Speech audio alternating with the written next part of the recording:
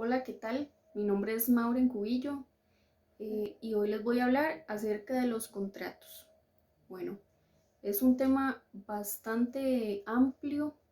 Realmente estudiándolos no me hubiera imaginado que hubiera tantos tipos y como son parte casi que de la vida diaria, pues tal vez no sabemos, no sé, identificar qué tipo de contrato a veces estamos firmando y tal vez ni siquiera lo pensamos porque es algo tan cotidiano que podemos pasarlo por alto, pero sí es bastante importante en lo que es la legislación mercantil poder tener y entender y tener claro qué tipos de contratos existen.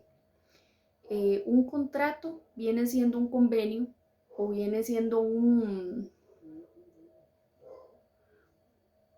enlace entre dos partes que necesitan generar algún tipo de beneficio para una parte u otra. Textualmente dice que los contratos son una especie de género de convenios. Convenio es el acuerdo de dos o más voluntades para crear, transferir, modificar o extinguir obligaciones. Viene siendo también una especie de acto jurídico en el que dos o más partes se comprometen a cumplir ciertas cosas, ciertos reglamentos. Esto es muy importante en la parte de derecho mercantil porque en base a estos contratos es que vamos a estipular, dependiendo del tipo de transacción que estemos realizando, es que vamos a determinar los puntos que vamos a tratar a favor, quién da, quién recibe, en qué momento, cómo.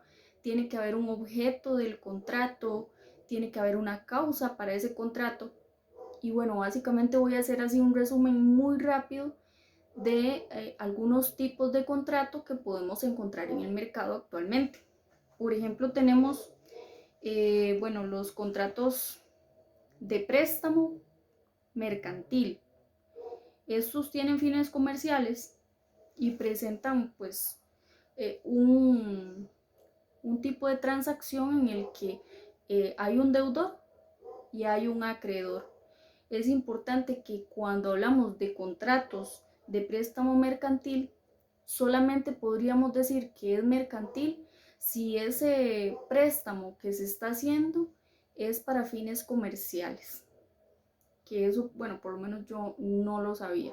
Podrían haber otros tipos de préstamo, pero podemos decir que es mercantil siempre y cuando ese préstamo se esté utilizando para fines comerciales.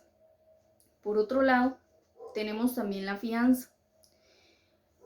Bueno, este es bastante conocido, de hecho ya se ha estado utilizando cada vez menos debido a que es una forma en que yo, por ejemplo, soy deudor, tengo un acreedor, pero mi forma de responder o de garantizar mi pago es poniendo a responder.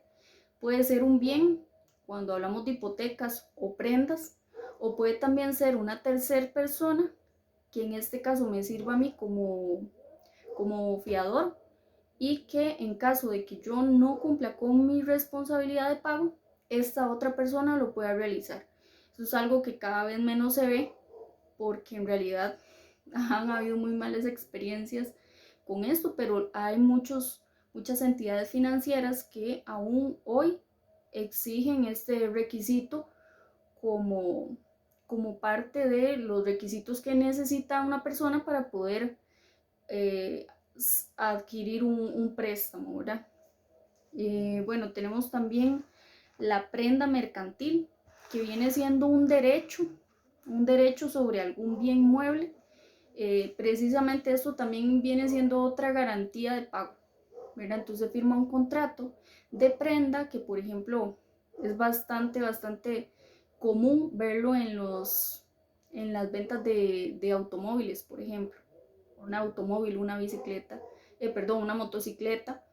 Es bastante común ver cómo se deja un contrato de prenda sobre ese bien. En caso de que la persona no pueda pagar, se puede retirar o se puede decomisar ese bien y ese bien queda respondiendo por el resto de la deuda que que esté pendiente. Por otro lado tenemos también, vamos a ver, el contrato de depósito mercantil. Este sí me sonó bastante desconocido, la verdad es que no sabía que existiera algo así, pero en lo que entiendo es una persona sirve como depositaria de otra. Entonces, por ejemplo, yo llego y digo, voy a dejarle, a cederle, no sé, este bien a usted. Usted tiene que comprometerse en guardar ese bien, en cuidarlo y reintegrármelo a mí en las mismas condiciones. Yo me imagino que eso puede suceder también con lo que son los ahorros, porque yo estoy depositando en el banco un ahorro. Yo espero que ese dinero que es mío, el banco lo administre bien y me lo reintegre a mí. Entonces eso puede ser otro tipo de contrato que tal vez, como les decía al principio, podemos hacerlo como parte del diario vivir y de una rutina, pero no estamos siendo conscientes que en ese momento estamos haciendo un contrato. Los contratos, valga decir, que pueden ser escritos o pueden ser orales también. Por otro lado, bueno, tenemos el contrato de transporte. Este es súper común.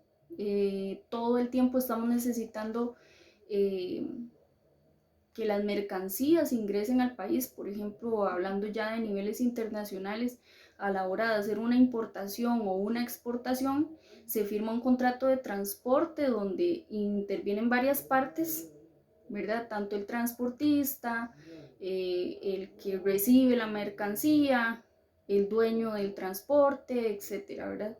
Eso es un mundo bastante complejo y realmente es como una de las cosas que más se utiliza en realidad, porque todo el tiempo hay importaciones, exportaciones y de eso vivimos, ¿verdad?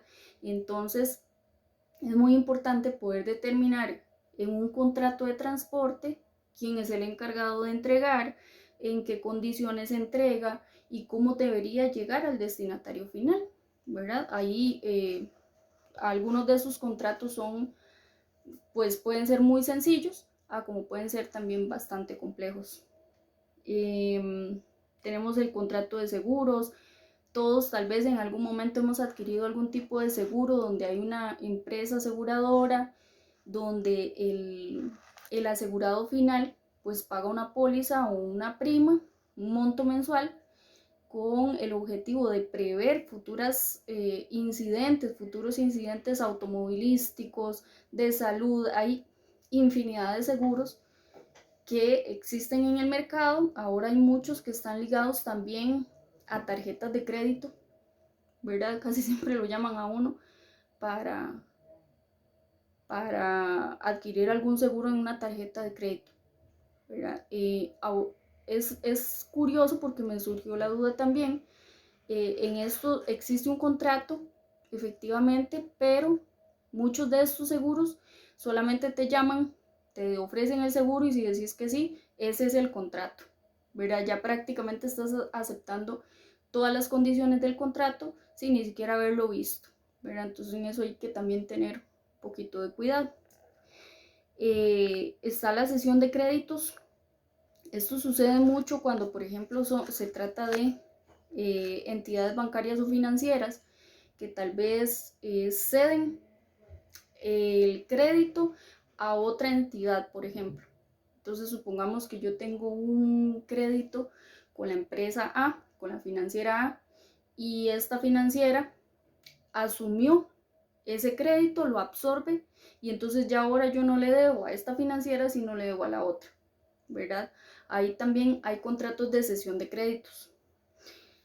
Bueno, otro podría ser también la cuenta corriente bancaria. Pues sinceramente no imaginé que esto fuera un contrato, pero sí, es un contrato en donde una empresa, por ejemplo, firma con el banco una apertura de cuenta, un manejo de caja y de fondos que en este caso la empresa podría retirar, manejar a su gusto, recibir transferencias y demás. Como es algo muy común que conocemos en la mayoría de las empresas. Tenemos los fideicomisos, tiempo compartido, el factoreo, tenemos los contratos informáticos que cada vez han ido en incremento.